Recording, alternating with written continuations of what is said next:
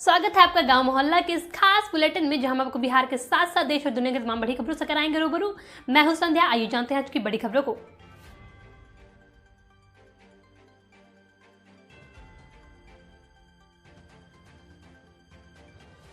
बिहार चुनाव के नतीजे मंगलवार की देर रात तक हुए साफ। बिहार में 11 नवंबर मंगलवार की देर रात तक विधानसभा चुनाव की 243 सीटों के नतीजे आ गए, जिसमें एनडीए को 125 सीटों के साथ पूर्ण बहुमत मिला। वहीं महागठबंधन 110 सीटों पर सिमट गया। हालांकि आरजेडी ने बीजेपी को करारी टक्कर देते हुए आगे रहा। बीजेपी के खाते में जहां 72 सीटें आई, वहीं आरजेडी के खाते में 77 सीटें रही। कांग्रेस का प्रदर्शन ज्यादा अच्छा देखने को नहीं मिला। कांग्रेस 70 सीटों पर चुनाव लड़ी, जिनमें से वह 19 सीटों पर ही जीत पाई, जिससे महागठबंधन को झटका लगा। एलजेपी 1 सीट लाकर अपना खाता खोलने से ज्यादा और कुछ नहीं कर पाई। वहीं वीआईपी और हम ने 4 सीटों पर जीत दर्ज की। वहीं बात करें एआईएमआईएम की, तो ओवैसी की पार्टी का बेहतरीन प्रदर्शन रहा। एमआईएम 5 सीटें जीतने में सफल रही, जिसके बाद हैदराबाद के ओवैसी के घर के बाहर जश्न का माहौल देखने को मिला।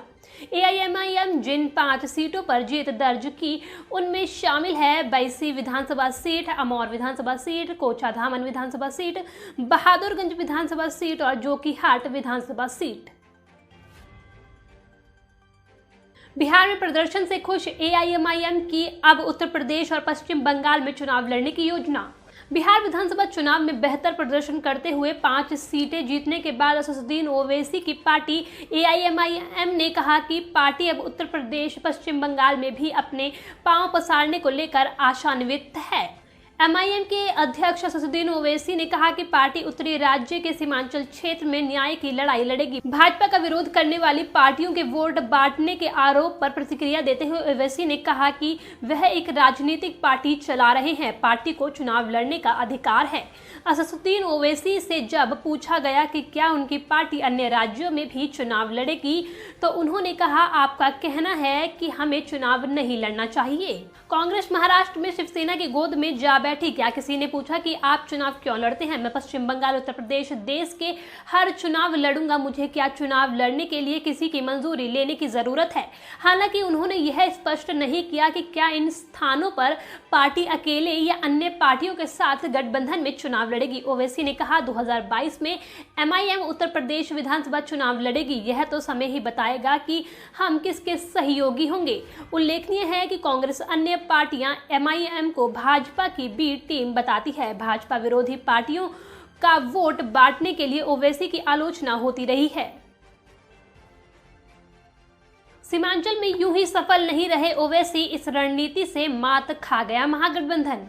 बिहार का सीमांचल इलाका नेपाल और पश्चिम बंगाल से सटा होने के साथ साथ पूर्वोत्तर को जोड़ता है।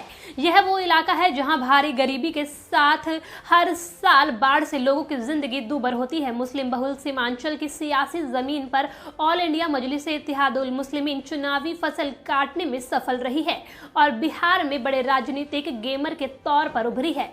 सीमांचल में असदुद्दीन ओवैसी फैक्टर नहीं चलता तो शायद बिहार के सियासन पर बैठने का मौका तेजस्वी यादव को मिल सकता था, क्योंकि एआईएमआईएम ज्यादातर उन्हीं सीटों पर जीतने में सफल रही है जहां कांग्रेस और आरजेडी का कब्जा था। चिराग पासवान की सफाई, मैंने बीजेपी को नहीं लेकिन जेडीयू को जरूर पहुंचाया नुकसान। बिहार विधानसभा चुनाव में मिली हार के बाद एलजेपी के राष्ट्रीय अध्यक्ष चिराग पासवान मीडिया से मुखातिब हुए और अपने ऊपर लग रहे अटकलों पर लगाम लगाया।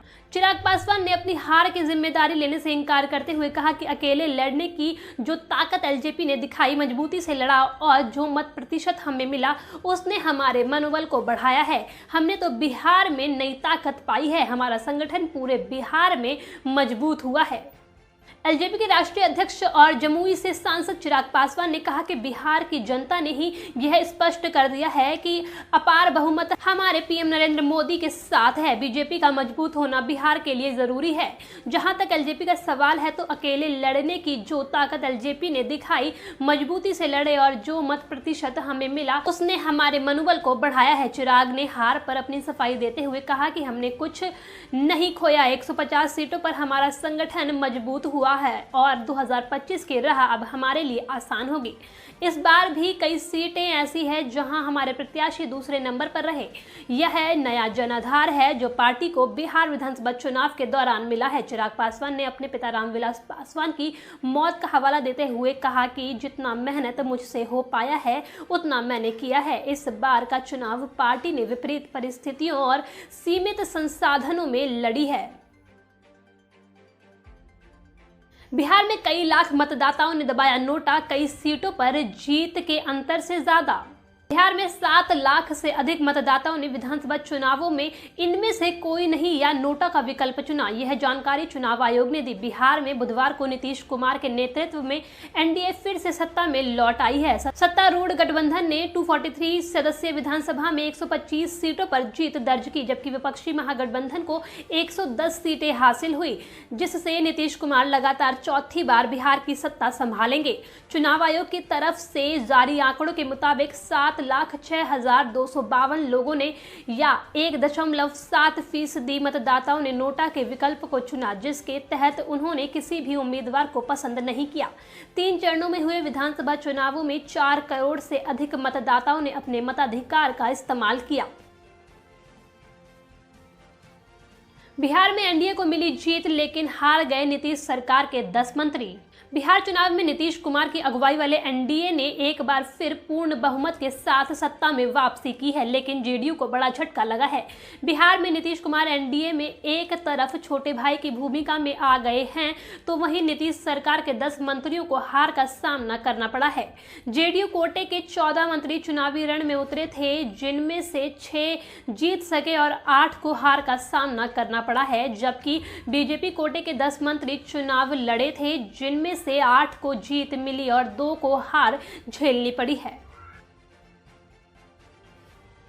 बुलंदशहर उपचुनाव में दिखाया चंद्रशेखर की पार्टी, एएसपी ने दम, तीसरे नंबर की पार्टी बनकर उभरी। उत्तर प्रदेश की बुलंदशहर सीट से भारतीय जनता पार्टी की प्रत्याशी उषा सिरोही ने भारी मतों से उपचुनाव में जीत हासिल की है, लेकिन यूपी में नई सियासी ताकत के तौर पर चंद्रशेखर आजाद की आजाद समाज पार्टी उभर कर सामने आई है। दरअसल बुलंदशहर सीट पर पहली बार चुनाव लड़ी आजाद समाज पार्टी ने समाजवादी पार्टी, रालोद गठबंधन, कांग्रेस और एमआईएम को पछाड़कर तीसरे नंबर पर मौजूदगी दर्ज कराई। सियासी हलकों में एएसपी प्रत्याशी की इस बढ़त को अप्रत्याशित माना जा रहा है और बदलाव के तौर पर देखा जा रहा है, तो वहीं बहुजन समाज पार्टी के लिए यह बढ़त खतरे की घंटी साबित हो सकती है।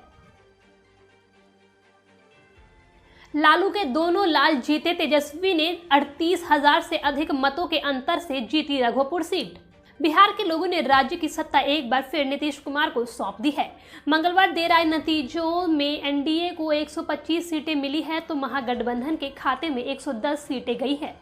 राजद नेता तेजस्वी यादव अपनी सरकार तो नहीं बना पाए, लेकिन 38,000 मतों से भी अधिक के अंतर से रघोपुर सीट से जीत गए हैं। चुनाव आयोग के मुताबिक तेजस्वी ने भारतीय जनता पार्टी के सतीश कुमार को 38,174 मतों से हराया। तेजस्वी के बड़े भाई तेज प्रताप यादव भी 21,000 से भी अधिक मतों से हसनपुर सीट से जीते हैं। रघोपुर सीट का प्रतिनिधित्व पूर्व मुख्यमंत्री लालू प्रसाद और राबड़ी देवी कर चुके हैं। बता दें कि मंगलवार को वोटों की गिनती के दौरान एनडीए और महागठबंधन के बीच कड़ी टक्कर देखने को मिली। अर्नब गोस्वामी को जमानत, सुप्रीम कोर्ट के जस्टिस चंद्रचूड़ बोले, मैं उनका चैनल नहीं देखता।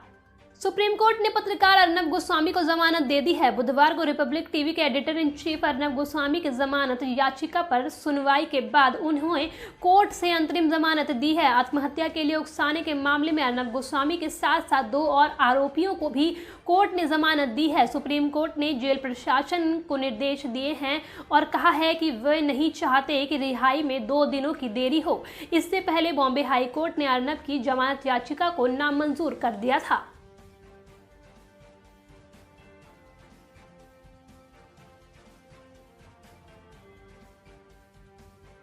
गाँव मोहल्ला के इस खास बुलेटिन में आज के लिए इतना ही। अगर आपको हमारा शो पसंद आया तो हमें कमेंट सेक्शन में बताएं और वीडियो को लाइक, शेयर और चैनल को सब्सक्राइब करें।